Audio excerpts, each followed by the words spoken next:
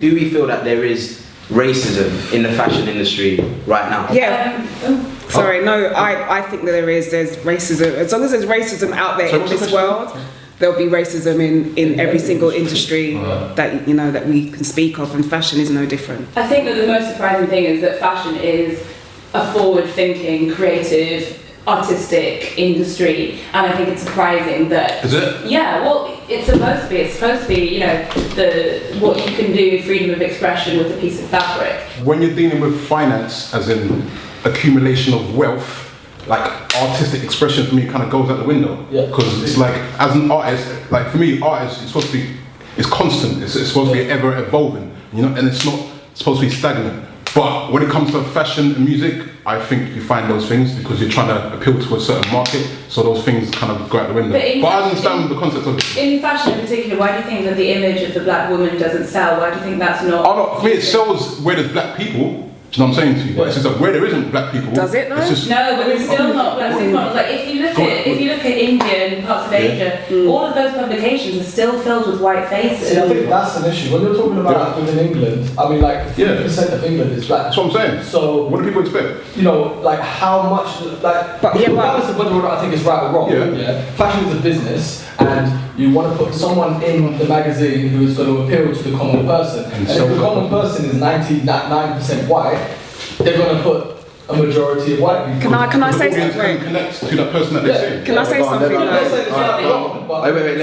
just say something? Fashion is obviously a global business. Do you know there's more people of colour in this world than there are white people? Okay, so exactly are we selling to? But again, we're talking about business. Exactly, industry. And we're talking about affluence. And unfortunately, in the countries that have the most disposable money and who are interested in things, because if you look at, I know that there's a lot of money in certain developing countries where fashion is not necessarily a priority within their culture, whereas if you look at the most materialistic countries in the world, the most capitalist countries in the world, where people consume, they're predominantly white countries. I don't know if I can necessarily agree with that, because there are a lot of, take for instance the beauty market, there are a lot of beauty brands now that are kind of expanding their beauty lines to kind of accommodate people of colour.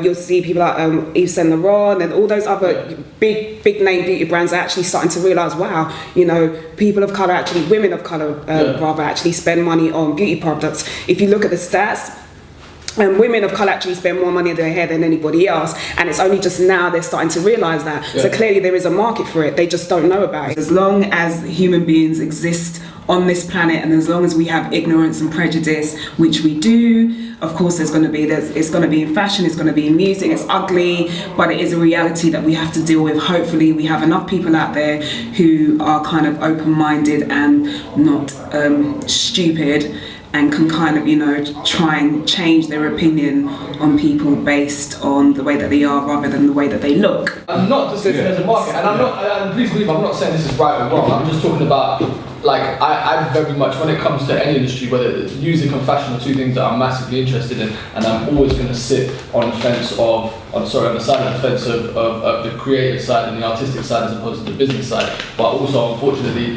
I understand how the business side works, and I don't like how the business side works, but I can understand how, from a pure, from a solely business point of view, you can see how it makes sense. Do you know what I'm saying? Because I'm not saying it's fair. Yeah, exactly. No, it's true. And from the point of view of an agency, because they're just supplying for demand. Stock your shelves of something that doesn't sell, which is why an agency won't have black supermodels on its boots. But that's not.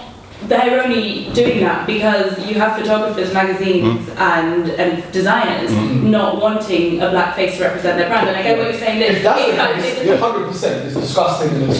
Can I just say, when I was basically, if you go to Nigeria during Christmas times, Father Christmas is black. Do you see what I'm saying? So then should look, again, I don't really give a shit about all this, like it's just whatever in it, but I'm just saying, I'm just kind of putting out there what I observed, so just so we can kind of critique it in that.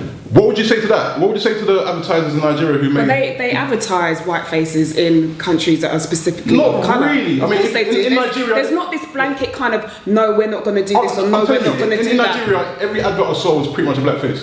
Every advert? I can't think of anyone that was... I'm trying to wreck my brain for it. I can't think of it. You know what the issue is? The issue is the attitude of people. Because It's the institutional racism for me. That's what you can watch out. But if there is, sorry to interrupt you, said, but if there is institutional racism, why was Naomi Campbell? Why was Naomi Campbell so high up there? Naomi Campbell was one supermodel amongst how many? We only allow in this industry one black supermodel at any given time. Naomi Campbell, Alex Webb, Jordan Dunn, there's only ever one. One of the great points that Vicky made, and one of the ones I agree with and I had before we actually started this debate, was why is it that there is only one major black influential female model out at that specific time? I mean, Naomi Campbell speaks for herself. There's only one happening every single time. And why is that? Is that because the population obviously reflects that there are more, white people there that they do have to feel that they have to approach and appeal to? But why is that then? Why is there only one? That's what I'm saying. No, They don't just represent the country, they're global supermodels. They model all over the place. But this is the thing what annoys me, especially about London Fashion Week, New York Fashion Week and Paris Fashion Week, those three cities in particular. We keep pushing this multiculturalism, especially in London, but when it comes to London Fashion Week, all of a sudden multiculturalism goes out the window. Nobody can find any black, Asian or anything. I look out my window, there's black, Asian, white, everybody outside the window. The same with New York, and yet you've only got how many? I think that's disgusting. It's supposed to represent the city that we're from, and if we're doing that, then let's do that. I think the problem goes deeper than that, because these companies, whether they're racist or not, they're scared to put a black face on the cover of their magazine in case it doesn't connect with their audience. Now the problem is the fact that why these people, why we still have this mentality that if I do that, it's not going to connect with people. Because I know if I see a sweatshirt that I want and I've seen a black person modelling it, I'm not going to go, I probably can't wear that sweatshirt. So why do you think it is that the fact that people still hold that mentality, like I can't wear that, or I can't feel comfortable in that because I don't see someone who's the same colour as me wearing it. That's what the problem lies. And so are we saying that people, us as consumers are saying that, white people as consumers are saying that, or are we saying that, these companies have done their research, they've sat down with a group of people and they've spoken to them and they've said, this is how we feel about this particular person modelling this brand or representing this brand, and we don't want to buy into that. Going back to what you're saying about feeling a connection with what you're looking at in a magazine, how many people really feel a connection to a prepubescent, skinny white girl? It's not that she's white. She doesn't represent.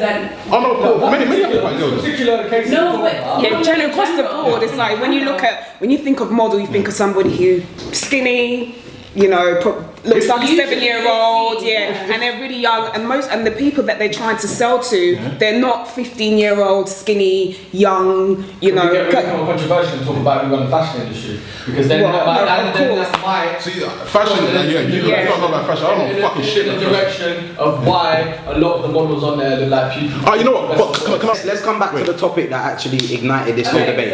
What exactly happened to begin with? Basically, there's a fashion magazine, a French fashion magazine called Numéro.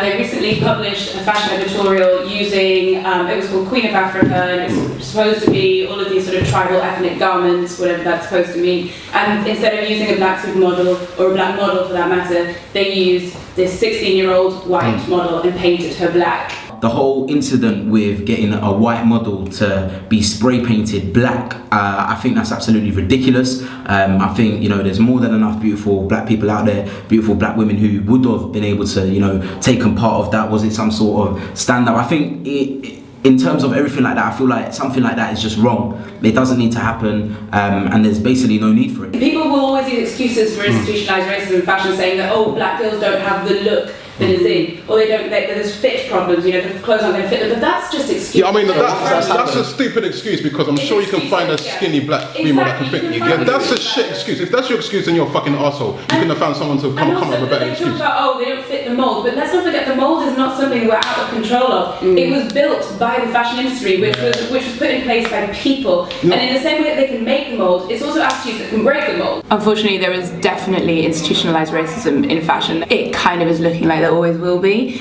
and it gets talked about, but it never goes away. It's almost like it's acknowledged, and that just prompts people to deny it or to avoid it as an issue. What really I found so atrocious and has really upset me is this very recent incident. Like, this is some kind of weird post-colonial thing going on. It's like the minstrels. Like, we thought that this was over as a problem, as an issue. There's been a conscious effort to eliminate racism.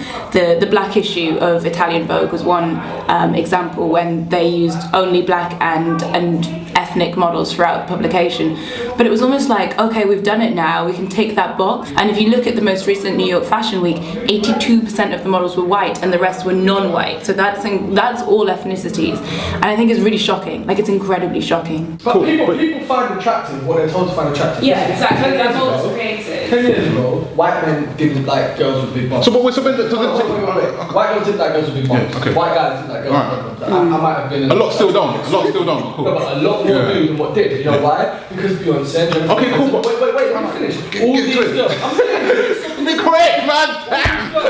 All these girls are now put on the front cover of these magazines as the idea of beauty. So if you're constantly shown something that this is beautiful, this is what you should aspire to think is attractive, naturally that gets into your mind. So I definitely think you're right that if you're constantly told that skinny white women who look like 12-year-old boys are attractive, that's what people are going to... I remember I watched sorry. West wore a skirt, and now that's fashionable. No, but I just want to say this Let's last wrap it up, point. let's wrap it up. Let's get your last quite opinion. quickly, I watched this documentary about similar to what we're discussing, and they spoke to this photographer, and he was saying that, you know, the fashion industry do want women of colour, but what they want specifically is, if you can imagine, like a white girl who's been dipped in chocolate. So essentially what they want is, you know, this, exactly. She can be brown, but her nose has got to be straight, her lips got to be thin, her body's got to be straight. So it's totally fucked up. One teeth too. But you know, I'm just saying, but I've got 2 points, but I'm going to quickly throw this one out there. Look, just to generally kind of cover all angles, because it's all good bashing something without thinking of the other side of the shit, because it's like the whole confirmation bias thing. Cool, we can do that. But